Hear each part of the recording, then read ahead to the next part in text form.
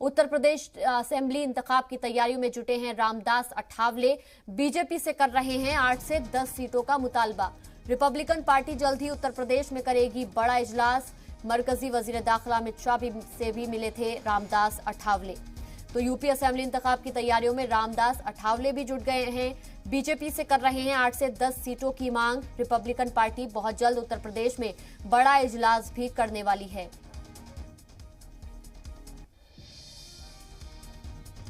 कल मैं माननीय अमित शाह जी जो भारत के होम मिनिस्टर है, बीजेपी के सीनियर लीडर भी है, तो उनके साथ मेरी बात हुई। हमने उत्तर प्रदेश के चुनाव के बारे में भी अमित भाई से चर्चा की है और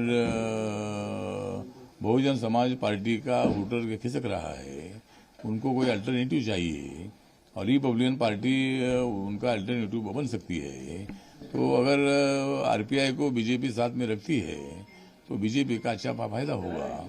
उसके पहले मैंने जेपी नड्डा साहब से भी मैंने बात की है, योगी आदित्यनाथ जी से भी बात की है और विचार करेगा ऐसा उन्होंने बताया है।